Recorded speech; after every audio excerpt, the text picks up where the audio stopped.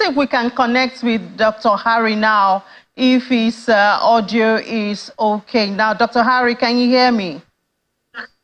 Yes, I can hear you clearly. Great. So you were saying before we had that interruption about your efforts to speak with the president of NATO and what's coming out of that. Well, so far, I was expecting to get feedback from him.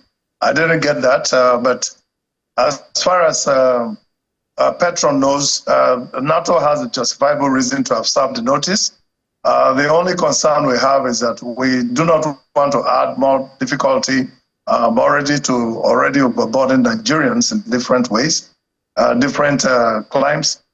So I'm hoping that something positive will come out of that discussion, and at least there will be some reprieve to get back to work and to call back that notice. What kind of reprieve do you see that could, I mean, you agree with them that, I mean, when we look at the price of diesel, which is the number one on their list, what kind of reprieve do you see coming? Because already we're talking of subsidy, and we do have subsidy according to World Bank, and from calculations, there's already subsidy in existence. So where does the reprieve come from at this time?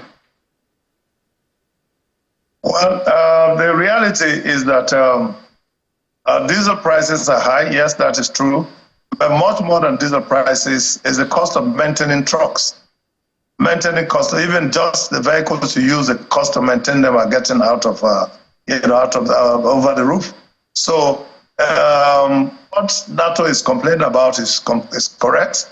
How much are you going to pay? Are you going to pay your drivers pitons, and then are you going to use substandard materials to repair your vehicles?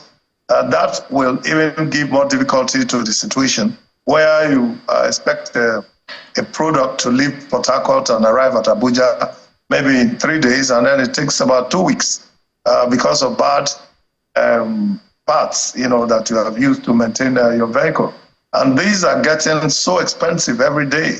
So yes, there is a general reason why that concern should be addressed. But we need to move as fast as possible to give Nigerians a peace of mind and be able to go about their businesses to grow even the economy. So that's why we will support them.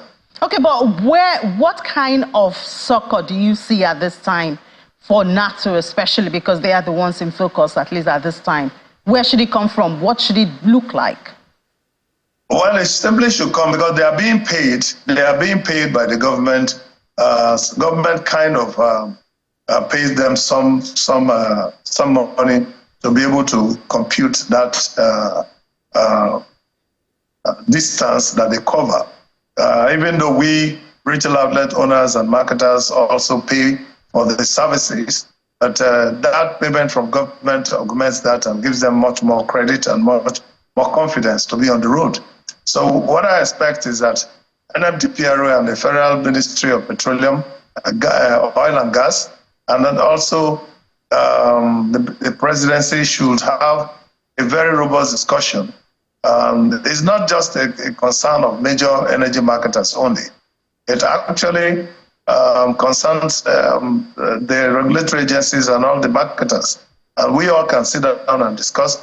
This also should take into consideration some of the extraordinary levies that are being levied on marketers, such as the kind of amount of money we pay to the NUPENG, which is, completely unacceptable to us.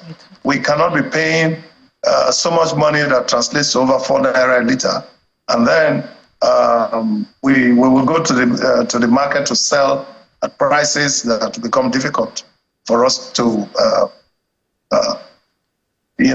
explain to our patrons. So there's quite a number of things that need to be discussed, and we should be able to get to those points, in no distant time. All right, we certainly hope that we can get to that point. Dr. Billy, thank you so much. Dr. Billy Gillis-Harry is the president, Petroleum Products Retail Outlets Owners Association of Nigeria. I'll be following up, of course, this conversation, and we'll reach out to you later on today to get updates, because I know you'll be in touch with all of that, being a stakeholder. Thank